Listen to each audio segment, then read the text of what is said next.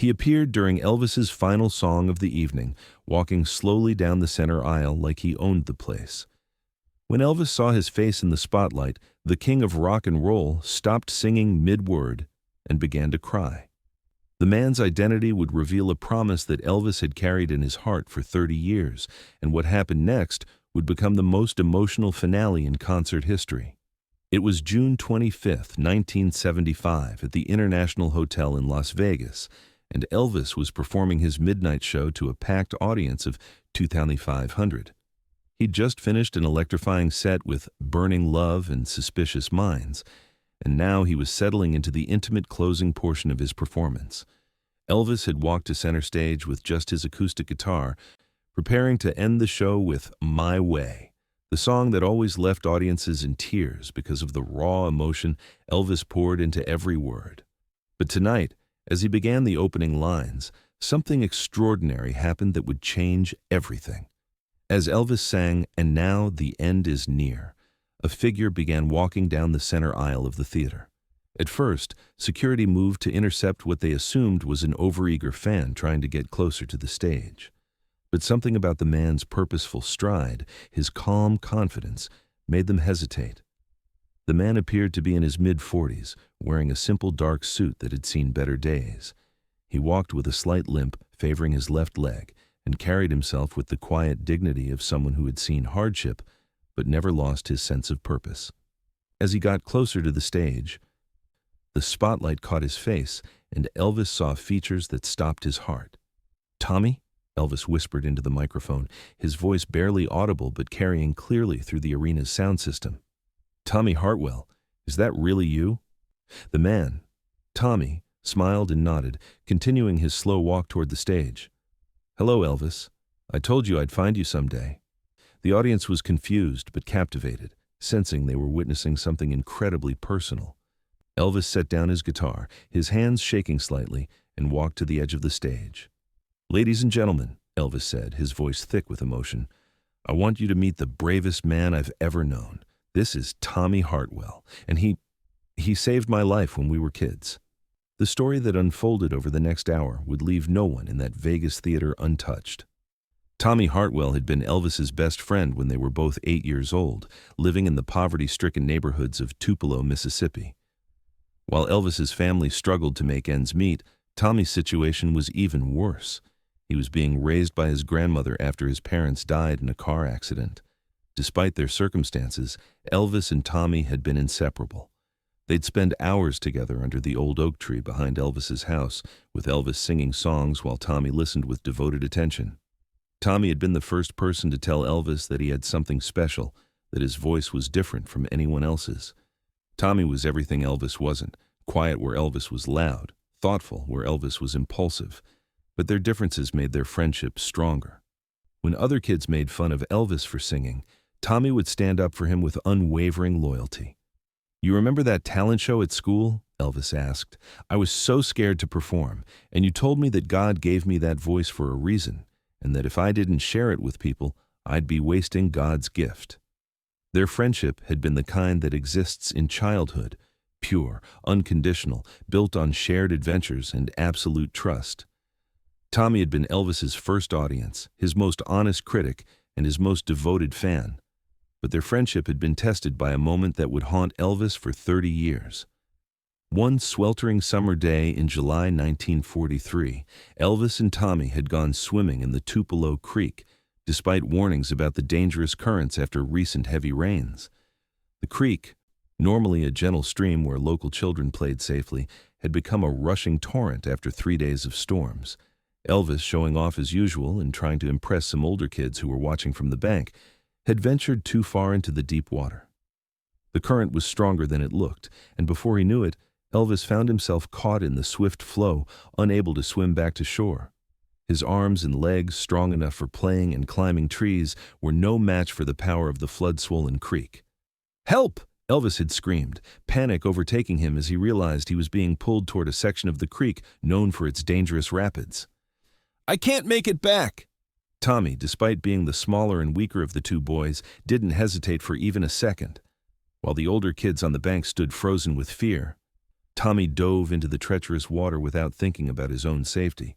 The current immediately grabbed him too, but Tommy was a stronger swimmer than Elvis, having learned to navigate the creek during calmer times. What happened next was both heroic and tragic. Tommy managed to reach Elvis just as his friend was going under for what might have been the last time. With strength that seemed to come from somewhere beyond his small frame, Tommy pushed Elvis toward a fallen log near the bank, fighting against the current with everything he had. "Grab the log, Elvis!" Tommy had shouted, using his own body as a shield against the current. "Hold on tight!" Elvis managed to catch the log and pull himself to safety, but in that same moment, Tommy was swept away by the current. The force of the water pulled him under, and when he surfaced, he was unconscious, blood streaming from his head where he'd struck the rocks.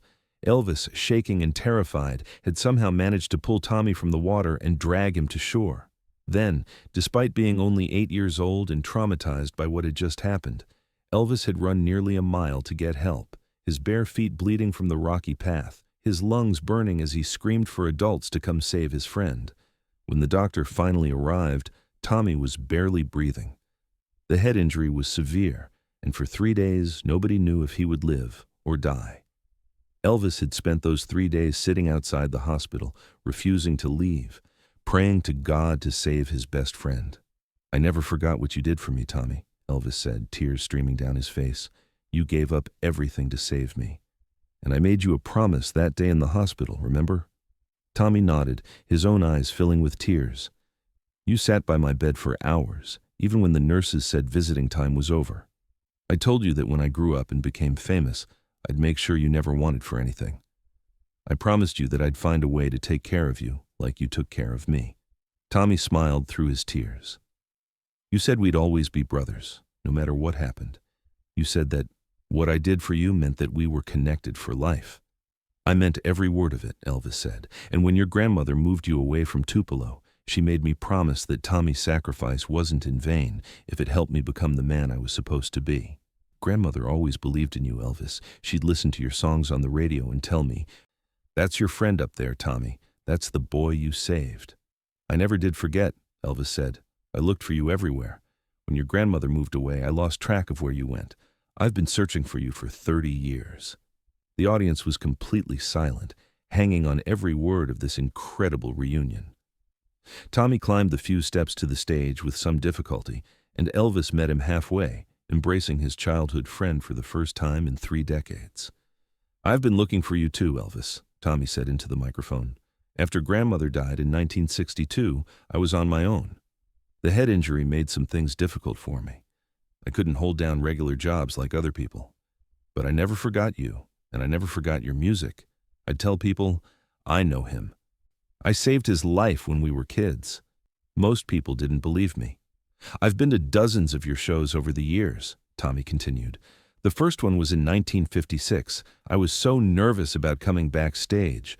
I was afraid you might not remember me, or that you'd be embarrassed by what I'd become." Elvis was crying openly now. "Tommy, I would never have been embarrassed. You were my hero then, and you're my hero now. I stayed in the audience, in the back rows, always leaving before the show ended. Over the years, I lived in different places, mostly group homes. The people there would help me save up money for your concerts. I saw you in Houston, Phoenix, Los Angeles. Each time I'd feel so proud of what you'd become. But tonight was different. The staff at my group home in Los Angeles chipped in to help me buy a good seat. They told me it was time to stop hiding, time to let you know that the boy you made a promise to was still here. But I never had the courage to come forward. I didn't know if you'd remember me, or if you'd want to see the broken-down man I became." "Tommy, you're not broken down," Elvis said firmly. "You're the hero of my story. Everything I've achieved, everything I've become, it's because you saved my life that day." Tommy smiled through his tears. "I've been living in a group home in Los Angeles for the past 10 years. The staff there knows how much I love your music. They helped me save up money for a bus ticket to Vegas so I could see you perform one more time." Elvis's heart broke as he realized that his childhood savior had been living in poverty while he had achieved fame and fortune. "Tommy, why didn't you try to contact me sooner? I would have helped you. I should have done more to find you." "I didn't want your help because you felt sorry for me," Tommy said with quiet dignity. I wanted to find you when I could stand proud and tell you that saving your life was the best thing I ever did with mine." The emotional weight of the moment was overwhelming. Here was a man who had sacrificed his own future to save Elvis, living modestly while never seeking credit or compensation, simply proud of the role he had played in allowing Elvis's talent to flourish. Elvis made a decision that surprised everyone, including himself. "Tommy, I want to ask you something, and I want everyone here to witness it."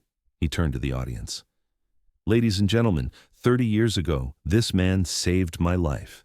Without Tommy Hartwell, there would be no Elvis Presley, no music, no concerts, no nothing. I owe everything to him." Elvis pulled out a piece of paper from his jacket, a contract that his manager had given him earlier that evening for a new business venture. He tore it in half and threw it aside. "Tommy, I don't need another business deal. What I need is to honor the promise I made to an 8-year-old boy in a hospital bed 30 years ago." Elvis got down on one knee, but instead of proposing marriage, he was making a different kind of commitment. "Tommy Hartwell, will you be my partner? Not just in business, but in life. Will you let me take care of you the way you took care of me all those years ago?" The audience erupted in cheers and tears. Tommy was sobbing, overwhelmed by the gesture. "Elvis, I don't need much. I just wanted to see you one more time. To know that saving you was worth it." "It was worth everything, Tommy. And now you're never going to be alone again."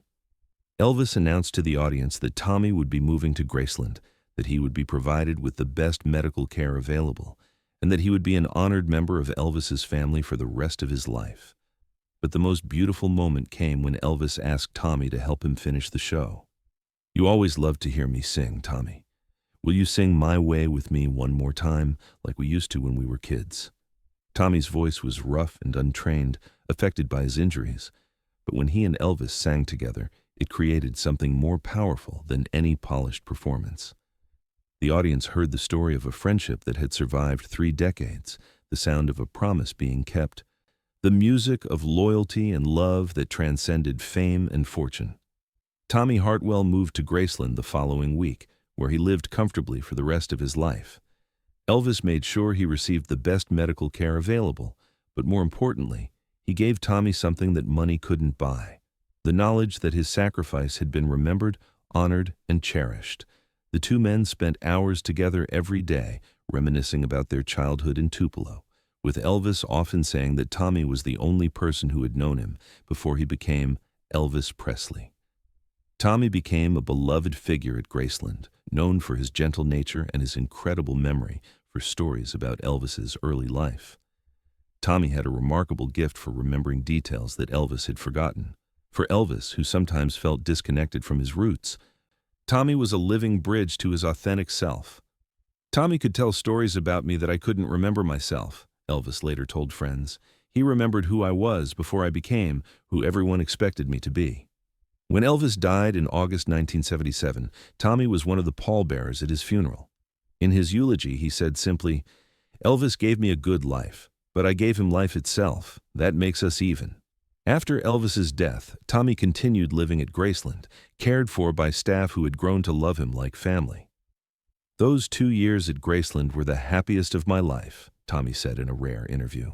"Not because of the luxury, but because I got to be Elvis's friend again." The reunion that night in Las Vegas was filmed by several audience members, and the footage became one of the most treasured pieces of Elvis history. But more than its rarity, people valued it for what it represented: a reminder that behind every success story is someone who believed in that person when they were nobody special. Tommy lived at Graceland until his death in 1995, and his room has been preserved exactly as he left it. Visitors to Graceland often ask about the simple, modest room that seems out of place among the mansion's luxurious decor. Tour guides tell Tommy's story about the boy who saved Elvis's life and was rewarded with a friendship that lasted until death. The story of Elvis and Tommy reminds us that our greatest debts are often to people who never expect to be repaid. It shows us that true friendship can survive decades of separation, and that the most important promises are the ones we make when we're too young to understand their weight, but old enough to honor them forever. On June 25, 1975, Elvis Presley was giving just another concert in Las Vegas. Instead, he was reunited with his childhood hero in the most emotional way possible, creating a moment that proved that success means nothing if you forget the people who made it possible. The man who walked down that aisle in Vegas wasn't really a mystery at all. He was the answer to every prayer Elvis had ever said, asking to find his lost friend, every guilt he'd carried about not doing enough to locate Tommy, every moment of wondering if the boy who saved his life was safe and happy. Sometimes the most important people in our lives are the ones who loved us before we became who we thought we were supposed to be. And sometimes, if we're very lucky, they walk back into our lives to remind us who we really are. Elvis kept his promise to Tommy Hartwell, but Tommy had already kept his promise to Elvis 30 years earlier when he chose to save his friend's life instead of his own. That night in Vegas, they both discovered that some debts of love can never be fully repaid. They can only be honored, cherished, and shared with others as examples of what true friendship really means.